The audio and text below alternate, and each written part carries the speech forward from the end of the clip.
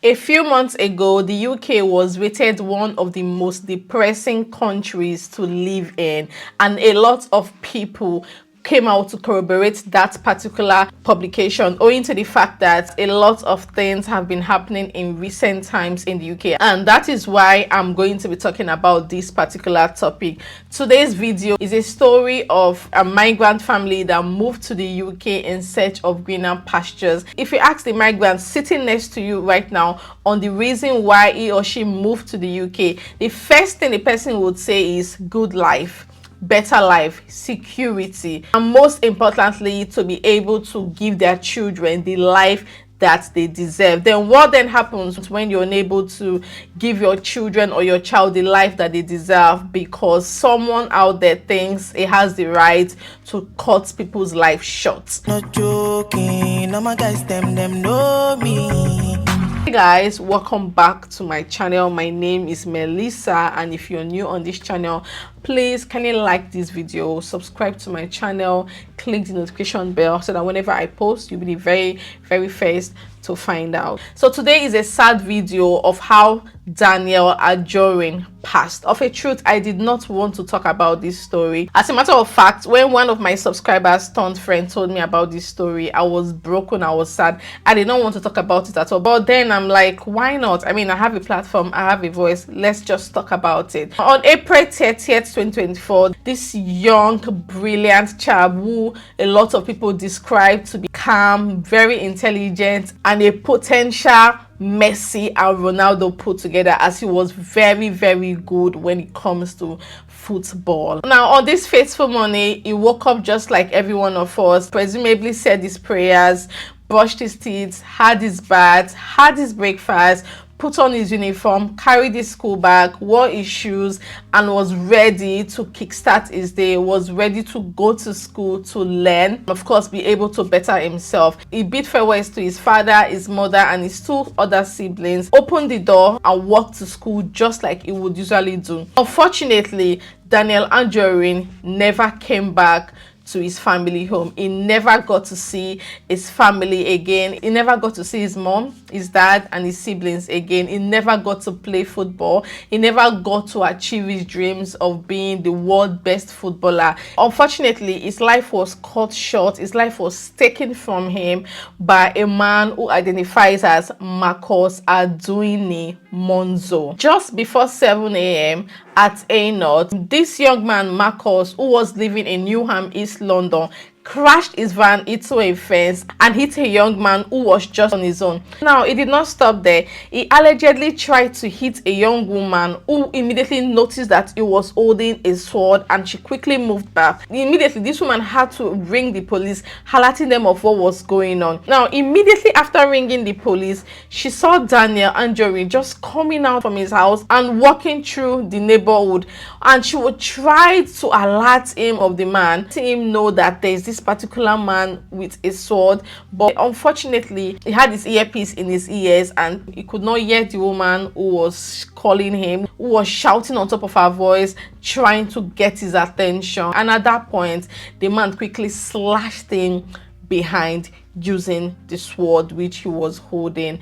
And according to the details, it did not just stop there. It literally decapacitated him. Like, he largely and massively decapacitated this young promising boy who was on his way to school, unharmed, just walking down the streets, not looking for anybody's trouble, going to school to learn. Like, it is really sad. At that point, the police came and this man quickly ran into someone's family home where the young man and his wife and daughter were asleep. Before I continue with this story, why is it that most people do not lock their doors in the UK? Trust me, I was doing this at some point, but the moment a particular TikToker said something about a young woman banging on their door, and that particular day they locked their door. Meanwhile, they have this constant practice of not locking their door, but for some reason she decided to lock her door on that particular day, and someone was banging and trying to get into their house. Since I watched that video, my orientation changed. Anytime I'm going out, because I'm someone who tends to misplace house key a lot, I don't like holding anything on my hands. I'm someone who misplaces a bank card a lot,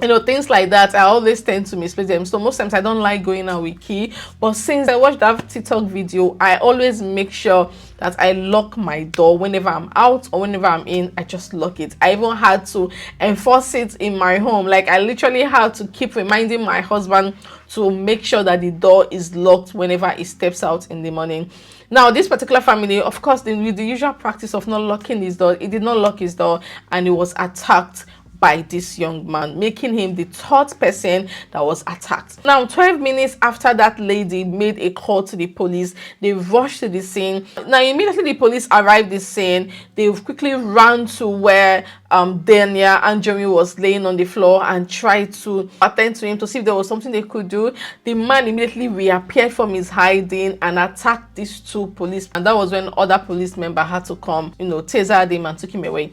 Now, on the day this incident happened, they could not take any statement from him because he was in the hospital alongside the other 4 victims. But unfortunately, Daniel Anjorin did not make it. He was just a young guy on his way to school who unfortunately never made it back home. Thankfully, this man finally appeared in court, and his trial will be due to start in February 2025. And I keep wondering, why do they always take their time with things like this? But the good thing is, he's going to be remanded in custody pending when the entire trial is over, because as they always say, everyone is innocent until being tried and pronounced guilty. So the good thing is, he's going to be remanded in custody pending when the whole trial ends. My major problem right now is, I hope they won't say his mental health, like he's mentally derailed, and blame it on mental health, because honestly, this man actually deserves a life term. UK does not practice death by hanging and stuff like that. Case like this, they just give you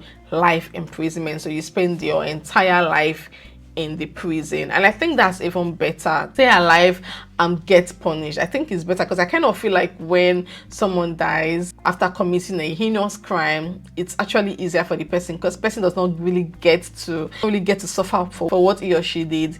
Just die and go like that. No, stay alive. Watch other people try, watch other people achieve their dreams, while you're locked down there behind bars, living and surviving within the walls of a prison. I think that alone is satisfying, knowing that you're alive and you're serving your term till you die, like till you die. For you will spend your entire life in the prison. I think that's better for me.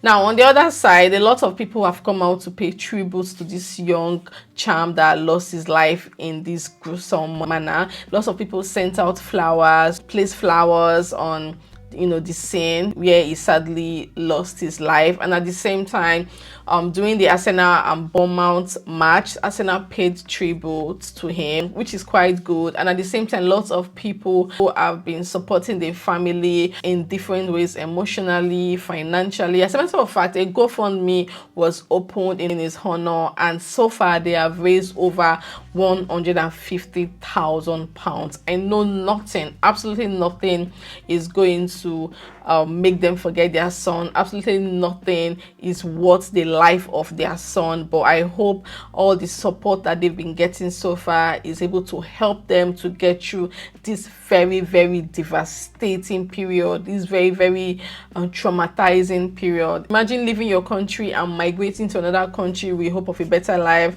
with hope of securing the future of your children, and in the process of doing that, you end up losing the life of your child. It's really, really painful. It's really devastating.